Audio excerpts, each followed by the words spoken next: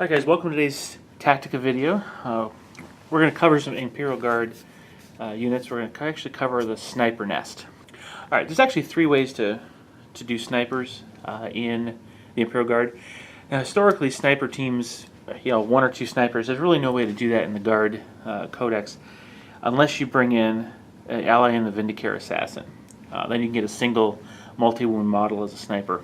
Not bad, but that's 150 points. It's quite a bit of investment to get a single sniper model. So there's actually three other ways you can bring in snipers. Now the Ratlings are the most obvious because that's what they are. And for 30 points you get three.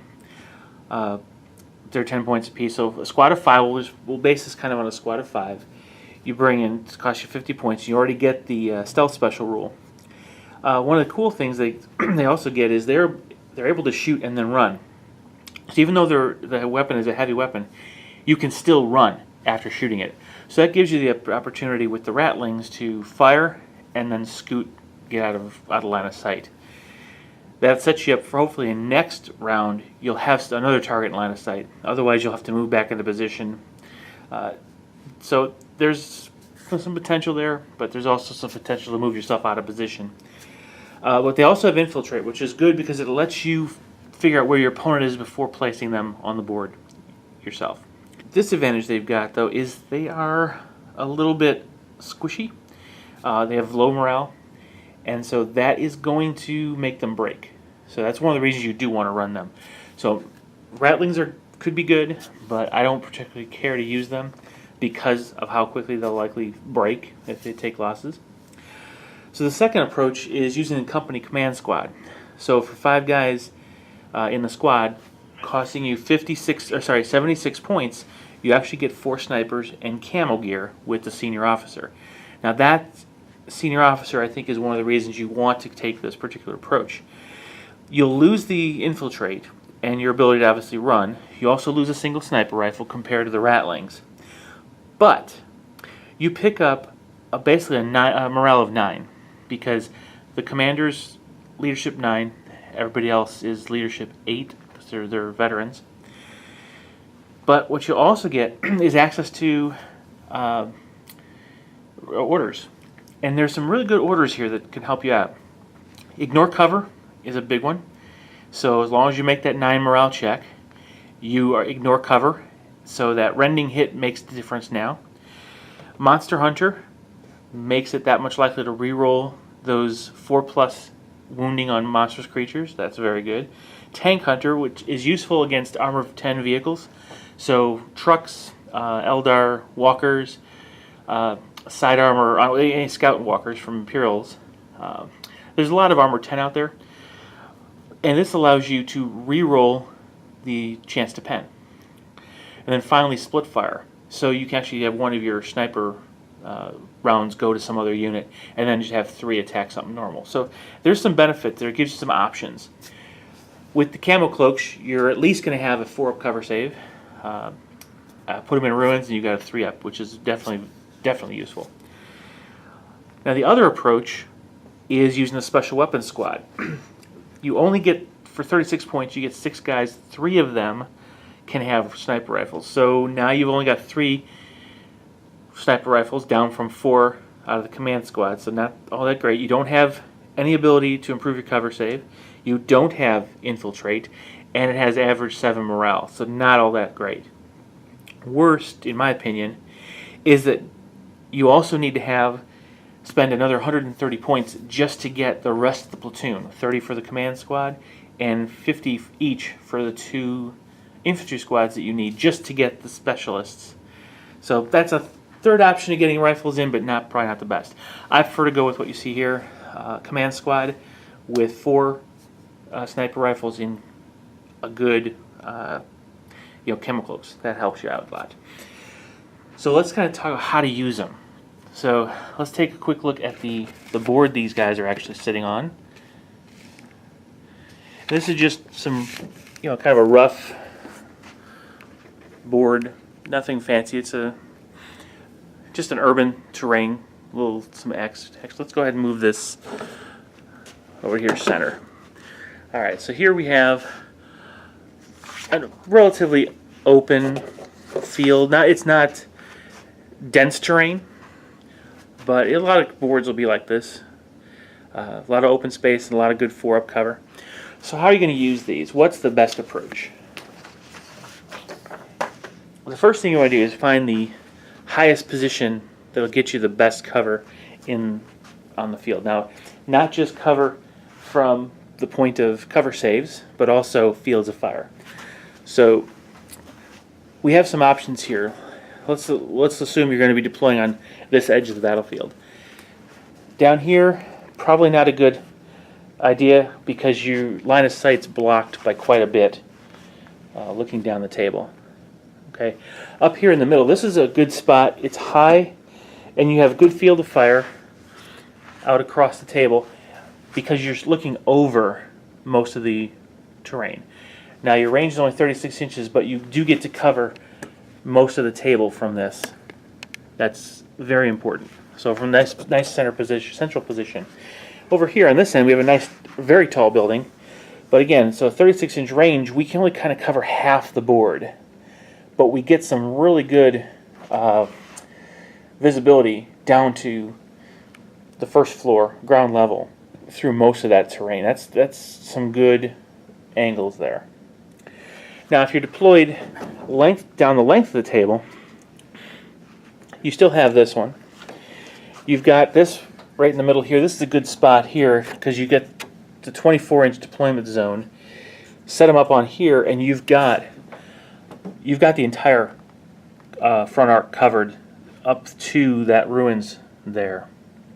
So that's good field of fire from this position. Over in this corner, you do have a good position here, but again, it's only covering a part of the table. It's because you're on the one angle. You'll get partially across the table to the other bastion, and yeah, it's probably not the ideal because again you're only two levels up versus the 3 levels here. And since it's not a central position, there's actually a blind spot here on the other side of the walls in that ruin. So the enemy could hide from you and work their way forward. Just a possibility. But if this is your long table edge, that's not that bad of a position. But again, because you're in the corner, you don't have the reach out to beyond 36 inches, so the other corner of the table is pretty well out of your, you can't control it with sniper fire. In this particular building, you've got a nice high position one your snipers can take. That'll get you some good coverage. This one has 2 elevated positions with 2 more. So you can actually place the models in such a way that you can get them 2 models on each, probably. If you look, we'll put two here. Yeah, on that level. You can get 2 up top with some careful balancing. And then have the commander in there too. So you can get all 4 in one of these 2 spires. And again, more closer to the center of the table gives you a better control of the space. Let me kind of scribe the arc out there in dice to show you the field of fire you actually have. Alright, so this is the kind of field of fire you've got. That ruin blocks quite a bit. So from this vantage point, you can see just a little bit beyond the ruin into the street beyond through that one window.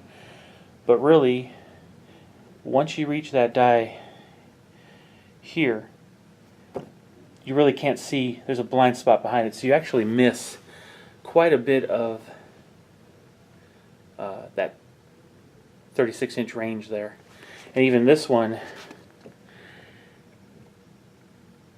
you can reach out. Actually, probably reach out a little bit further than that because this will reach out to 36 inches there. But that's beyond that.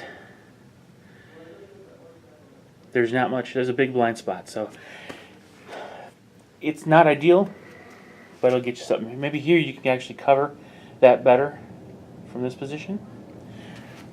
But over here, so you don't have a reach.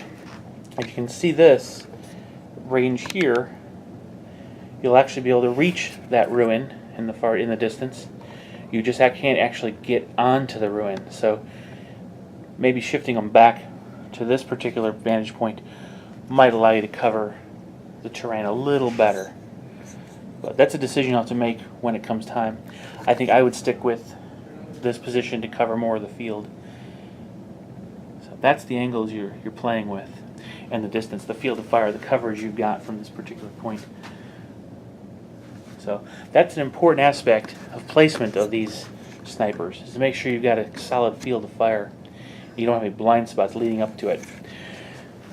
This corner, which is another possibility, gives you some good fields of fire, but again, you're limited to your range.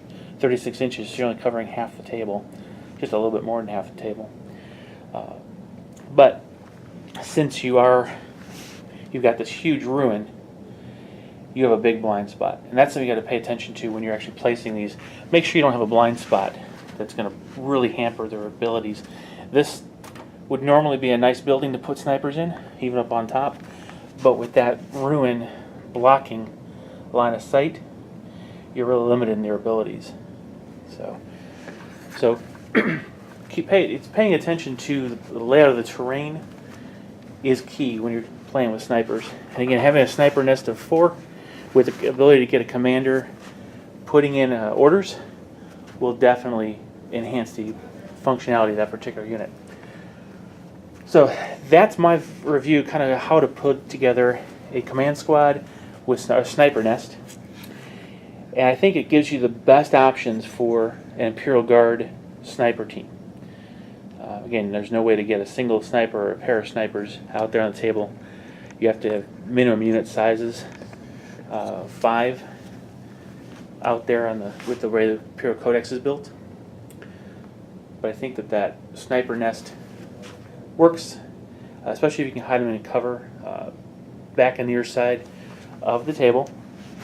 Try not to get them too far out. They are going to be supporting the rest of your units, and pay attention to their targets.